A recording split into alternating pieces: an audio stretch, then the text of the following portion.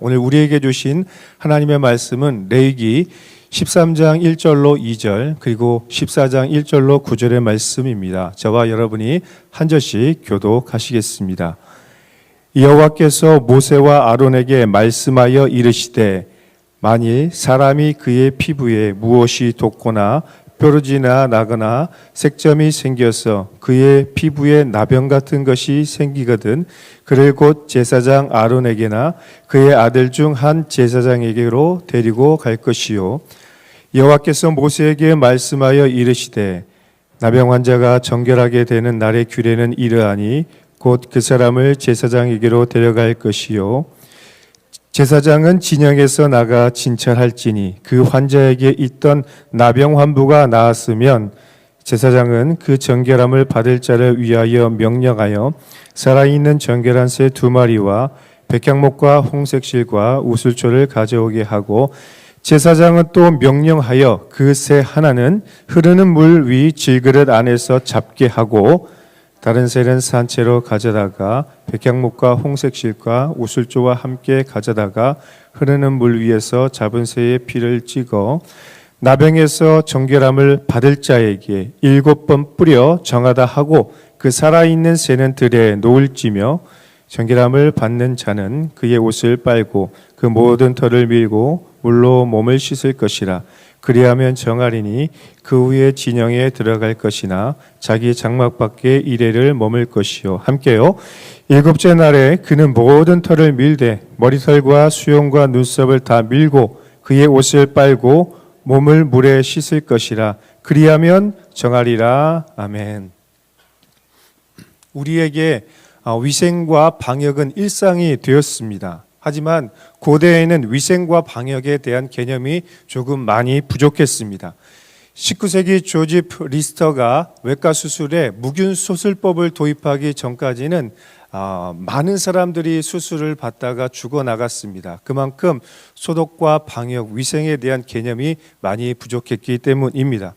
반면에 유대인들은 이 레위기의 가르침을 철저하게 잘 지켰기 때문에 위생과 방역이 일상화된 삶을 살고 있었습니다. 지난 며칠 동안 우리가 살펴본 음식법, 그리고 산열병과 유출병, 그리고 오늘 우리가 함께 볼 나병 환자에 대한 규례에서 볼 수 있는 것처럼 유대인들은 철저한 위생과 방역을 지켰고 그 결과 개인과 공동체의 안전을 보다 더 잘 지킬 수가 있었던 것입니다. 그래서 유대인들은 유럽 인구의 3분의 1이 사망했던 중세 패스트의 시기에도 생명을 지킬 수가 있었던 것입니다. 당시 베네치아에서 수천 명이 죽어나갔을 그 당시에 유대인들이 살았던 게토 지역에는 단 13명밖에 죽지 않았습니다. 그래서 많은 사람들이 유대인들이 우물에 독을 탔다라고 거짓 소문을 낼 정도로 유대인들의 위생과 방역은 굉장한 큰 효력을 발휘했던 것을 볼 수가 있죠. 이처럼 하나님은 자기 백성의 정결과 거룩을 지키기를 원하십니다. 그 결과 의학이 발달하지 못했던 그 시대 속에서도 자기 백성들의 안전과 생명을 지킬 수가 있었던 것입니다. 이런 점에서 오늘 우리가 함께 살펴볼 레위기 13장과 14장에 나오는 나병 환자에 대한 규례는 단순한 가르침이 아닙니다. 자기 백성을 향한 하나님의 관심과 하나님의 사랑을 잘 보여주고 있는 것이 나병 환자에 대한 규례인 것이죠. 이처럼 우리 하나님 어떤 분이십니까? 우리의 영적인 거룩뿐만 아니라 우리의 일상의 안전 그리고 우리의 생명을 굉장하게 소중하게 여기시는 그런 하나님이라는 것입니다. 성경에서 나병이라고 말하고 있는 이 질병은 오늘날 우리가 나병으로 알고 있는 한센병을 포함했을 수도 있지만 사실 학자들에 따르면 이 한센병과는 조금 거리가 먼 것으로 보고 있습니다. 나병은 다양한 피부병과 그리고 곰팡이를 말하고 있는데 2장에 걸쳐서 진단과 조치 그리고 회복의 과정을 아주 상세하게 기록하고 있는 것을 우리가 살펴볼 수가 있습니다. 먼저 우리가 주목할 점이 있습니다. 그것은 이 질병을 판단하는 주체가 누구입니까? 바로 제사장이 이 질병을 판단하는 주체라는 것입니다. 이것은 이 피부병, 이 나병이 단순히 보건 위생학적인 개념을 뛰어넘는 영적인 의미를 가지고 있다라는 것입니다. 왜냐하면 성경에서 나병은 인류의 죄악을 상징하는 질병 중에 하나로 여겨졌기 때문인 것입니다. 그래서 제사장이 진단과 조치와 회복의 모든 일련의 과정을 주관하고 있는 것을 볼 수가 있죠. 어떻게 했습니까? 제사장은 먼저 피부병에 걸린 사람이 발생하면 7일 동안 격리를 통해서 증상을 관찰하기 시작합니다. 만약 2주간에 걸친 진찰 기간 동안에 특이한 증상이 더 발생하지 않으면 그는 정상적인 사람으로 간주되어서 다시 일상으로 복귀를 할 수가 있었습니다. 하지만 만약에 특이한 증상이 발생하면 무기한적으로 부정한 사람으로 간주가 되기 시작했습니다. 확진 판정을 받은 환자는 그런 확진 판정을 받은 환자가 생기면 제사장은 즉시 공동체에서 그 사람을 추방하고 격리하기 시작했습니다. 왜 그랬을까요? 이것은 공동체의 안전과 생명을 지키기 위한 그런 의학적인 조치이자 동시에 종교적인 행동이었습니다.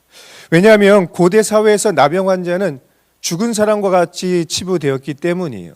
죽은 사람이 공동체의 안전과 거룩을 위협한다라는 그 사고를 가진 것처럼 나병 환자는 공동체를 더럽히는 존재로 여겨졌기 때문인 것입니다.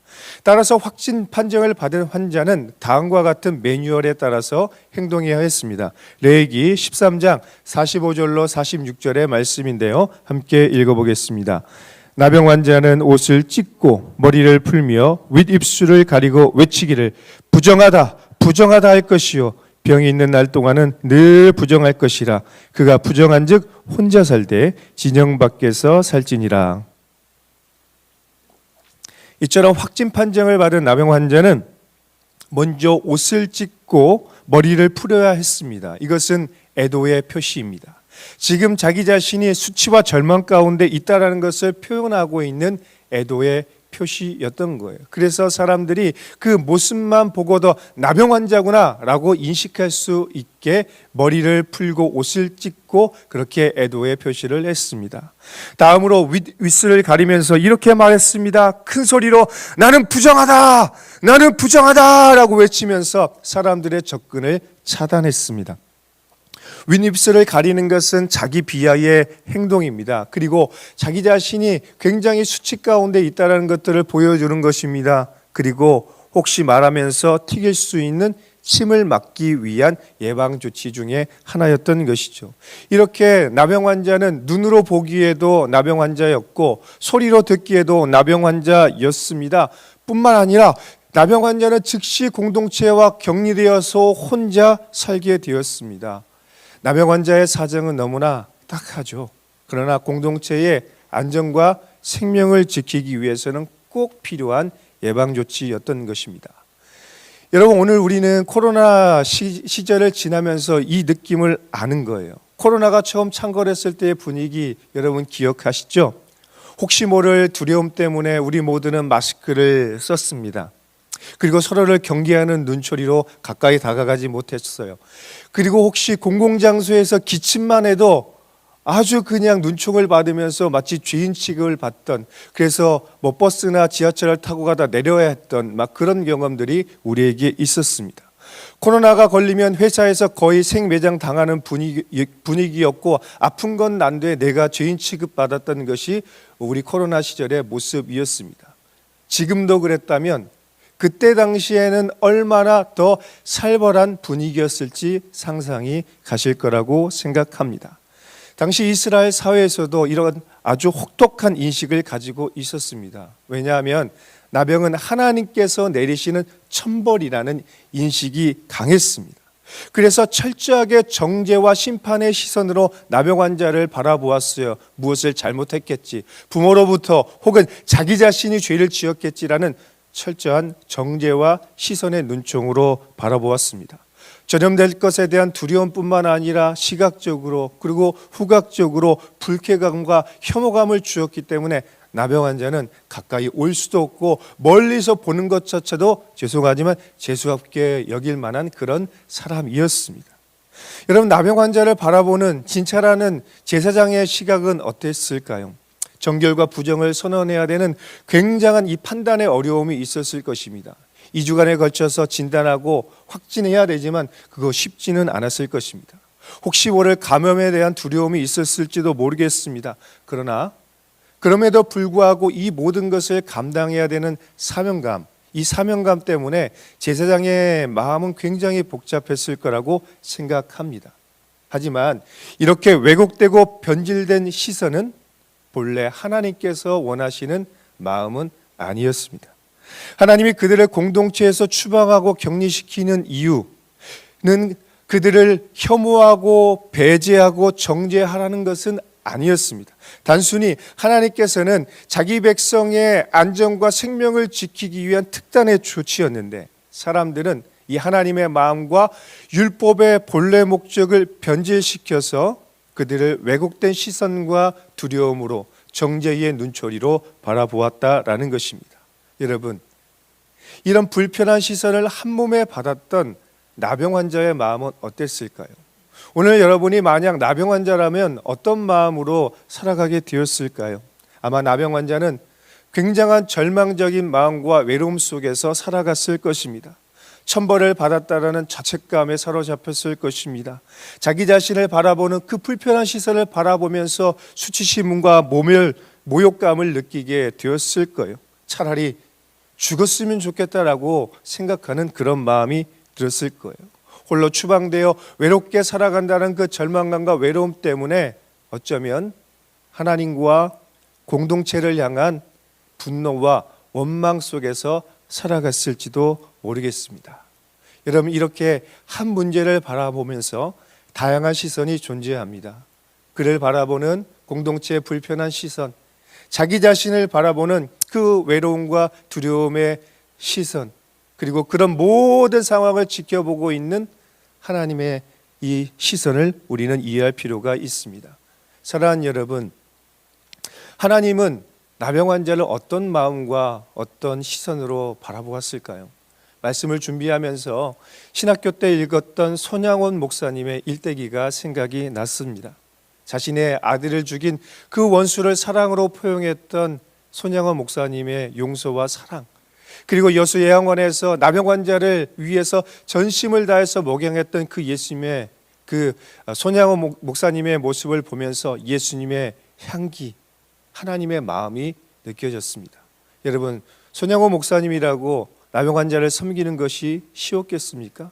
그러나 인간의 마음을 초월하는 그분의 헌신적인 희생과 사랑은 예수님의 사랑, 하나님의 마음을 너무나 잘 알았기 때문에 할 수 있는 삶의 모습이었습니다. 바로 이런 모습이, 이런 마음이 오늘 저와 여러분에게 있기를 예수님의 이름으로 축원합니다. 하지만 오늘 우리가 하나님의 마음을 잘 몰라서 하나님의 뜻대로 살아가지 못하는 우리의 모습을 봅니다. 그래서 오늘 이 말씀을 통해 하나님이 어떤 마음을 가지고 나병 환자를 보았는지 우리가 함께 알아가길 원합니다. 레위기 14장 1절로 3절의 말씀 함께 볼까요? 여호와께서 모세에게 말씀하여 이르시되 나병 환자가 정결하게 되는 날의 규례는 이러하니 곧 그 사람을 제사장에게로 데려갈 것이요 제사장은 진영에서 나가 진찰할지니 그 환자에게 있던 나병 환부가 나았으면. 하나님은 나병에 대한 진단과 처방 그리고 회복에 대해서 말씀하는데 여러분 주목할 것이 있습니다. 하나님은 처음부터 회복에 대해서 구체적으로 말씀하고 있다라는 것이죠. 여기서 우리는 하나님의 마음을 느낄 수가 있는 거예요. 여러분, 우리의 마음은 어떻습니까? 진단과 조치에 더 초점이 갑니다. 격리하고 추방하는 것에 더 초점이 가 있습니다. 그러나 하나님은 처음부터 회복하는 것에 더 마음을 쏟고 있는 것을 볼 수 있는 것입니다. 레위기 14장 4절로 7절의 말씀 다시 한번 보도록 하겠습니다. 제사장은 그 정결함을 받을 자를 위하여 명령하여 살아있는 정결한 새 2마리와 백향목과 홍색실과 우슬초를 가져오게 하고 제사장은 또 명령하여 그 새 하나는 흐르는 물 위 질그릇 안에서 잡게 하고 다른 새는 산채로 가져다가 백향목과 홍색실과 우슬초와 함께 가져다가 흐르는 물 위에서 잡은 새의 피를 찍어 나병에서 정결함을 받을 자에게 7번 뿌려 정하다 하고 그 살아있는 새는 들에 놓을지며. 여러분, 이처럼 하나님은 나병 환자를 위한 회복의 규례를 아주 구체적으로 기록하고 있습니다. 이미 7절의 말씀을 보면 나병에서 정결함을 받을 자에게라는 이 표현을 통해서 더 구체적으로 기대하고 소망하고 있는 것을 볼 수 있습니다. 그래서 하나님은 이 나병 환자가 회복될 것을 기대하면서 정결의 예식과 예물을 드리는 회복의 절차를 구체적으로 기록하고 있는 것이죠. 어떻게 했습니까? 먼저 제사장은 혼자 진영 밖으로 나아가서 격리되어 있는 그 나병 환자를 진찰하여 1차 확진 판정을 하게 했습니다. 그리고 이 1차 확진 판정을 통해 정결하게 되었다라는 것이 인증되면 그를 집으로 오게 해서 집 안에 또 일주일을 머물게 했습니다. 그리고 나서 이제 정결 예식을 드리게 되는데 산비둘기 2마리를 잡아서 한 마리는 흐르는 물 위에서 잡아서 피를 가져와서 그 피를 정결함을 받을 나병 환자에 뿌렸습니다. 만지게 했던 거예요. 그리고 다른 한 마리는 산채로 놓아 주었는데 이것은 무엇을 의미한 것입니까? 바로 나병 환자의 모든 더러움과 죄가 씻겼을 뿐만 아니라 살아있는 새가 홀월 들로 날아가는 것처럼 이제 나병 환자에게도 새로운 삶이 시작되었다라는 것을 보여주는 것입니다. 장차 예수 그리스도의 보혈로 모든 인류의 죄악과 더러움이 씻겨진 것처럼, 그리고 예수 그리스도의 부활로 말미암아 우리가 새로운 존재가 되고 새로운 생명을 얻은 것처럼 나병 환자도 모든 더러움과 죄가 씻기고 새 생명을 얻게 되었다는 것을 보여주게 되는 것입니다. 이렇게 정결함을 받은 나병 환자는 정결 예식을 마치고 집으로 돌아온 뒤에 이제 한 주 동안 격리되어서 무엇을 했습니까? 의복을 빨고 몸을 씻고 털을 밀면서 지금까지 나병 환자로 있었던 모든 더러움과 수치를 씻어내었습니다. 그리고 모든 진단과 완치 확정을 받게 되면 가장 중요한 단계가 남아있게 되었습니다. 그것이 무엇일까요? 여러분, 무엇일 것 같습니까? 나병 환자가 지금까지 가장 소망했던 한 가지가 있다면, 만약 여러분이 나병 환자로서 공동체 밖으로, 진영 밖으로 나가서 격리되고 있었다면 여러분은 무엇을 가장 소망했을까요? 그것은 바로 하나님의 성소에 나아가 예배드리는 것이었습니다. 나병 환자는 비로소 하나님 앞에 나아가 예배를 드릴 수가 있게 된 것입니다. 속건제와 속죄제를 드리고 번제와 소제를 드리면서 하나님께 다시 회복된 기쁨과 다시 살아난 기쁨을 고백하며 예배를 드릴 수 있게 된 것입니다. 그런데 여기서 주목할 점이 있습니다. 하나님은 나병 환자, 회복된 나병 환자에게 반드시 속건제의 순양을 드리게 했습니다. 그리고 가난한 자들의 형편을 고려해서 예물을 받아주셨습니다. 왜 그랬을까요? 하나님은 반드시 회복된 기쁨과 구원의 감격을 감사로 표현하기를 원하셨던 것입니다. 어린 양의 피가 모든 죄를 씻겨준다는 것을 보여주기 위해 속건제의 양을 잡도록 한 것입니다. 동시에 고아와 과부와 가난한 자를 사랑하시는 하나님께서 그들의 형편에 맞게 예배를 드리는 그런 은혜를 주셨다라는 것입니다. 이렇게 나병 환자는 회복된 예배를 감사의 기쁨을 드리면서 지금까지 느꼈던 모든 수치와 아픔을 씻어내고, 혹시 모를 자기도 모르게 공동체에게 준 피해가 있다면 그 모든 피해를 보상하면서 공동체 안에 들어올 수 있게 된 것입니다. 사랑하는 여러분, 오늘 우리가 살펴본 나병 환자의 진단과 또 처방과 회복의 과정을 살펴보면서 혹시 나와는 상관없는 일이라고 생각하는 분들이 있습니까? 그래, 나는 상관이 없는 이야기지 라고 생각할 수 있습니다. 하지만 나병은 영적으로 모든 인류의 죄악을 상징하는 그런 질병이었습니다. 모든 인류는 아담 이후로 나병보다 더 끔찍한 죄와 사망의 질병에 사로잡혀 있습니다. 저와 여러분도 예외는 없었습니다. 우리도 전에는 하나님 밖에서, 공동체 밖에서 죄와 사망과 더러움 가운데 있는 존재였습니다. 하지만 우리의 대제사장이시자 하나님의 어린 양 예수 그리스도의 보혈과 예수 그리스도의 부활로 말미암아 우리는 새 생명을 얻었고 영원한 생명을 얻었고 깨끗하게 되었습니다. 나병 환자를 치유하셨던 예수님께서 우리에게 새로운 생명을 주셨기에 우리도 새로운 존재가 되어 하나님께 나와 예배하고 하나님께 나와 찬양하고 회복된 기쁨과 새 생명을 얻게 되었습니다. 사랑하는 여러분, 그러므로 오늘 하루를 우리를 어떻게 살아야 하겠습니까? 날마다 회복된 구원의 감격과 기쁨으로 살아가야 할 것입니다. 나병 환자가 그렇게 소망하고 꿈꾸었던 그 예배를 우리는 기쁨과 감사함으로 날마다 드리는 삶을 살아야 할 것입니다. 전에 우리는 절망하고 수치스러운 존재였지만 예수 그리스도로 말미암아 우리는 하나님의 백성이 되는 영광과 큰 기쁨을 누리게 되었습니다. 그러므로 우리는 이 구원의 회복의 감격 속에서 날마다 감사의 예배를 드리며 살아야 할 것입니다. 더불어서 영적인 정결과 거룩을 항상 유지하기 위해서 영적인 위생과 방역 시스템을 활성화해서 더 이상 더럽혀지지 않는 그런 삶을 살아야 할 것입니다. 사랑하는 여러분, 오늘 우리는 주님의 거룩한 신부입니다. 거룩한 그리고 정결한 주님의 백성입니다. 그러므로 우리는 날마다 거룩한 삶을 살아갈 뿐만 아니라 치유받은 나병 환자가 그 회복의 기쁨을 전하며 나아갔던 것처럼 우리는 예수님의 그 놀라운 회복과 사랑과 구원을 전하는 인생이 되어야 할 것입니다. 더 나아가서 제사장이 확진된 나병 환자를 위해서 살아갔던 것처럼 오늘 우리는 이 세상에 아직도 죄와 사망의 질병에 속해 있는 자들에게 예수 그리스도의 보혈을 그리고 예수 그리스도의 부활의 산소망을 전하는 그런 삶을 살아야 할 것입니다. 함께 기도하겠습니다.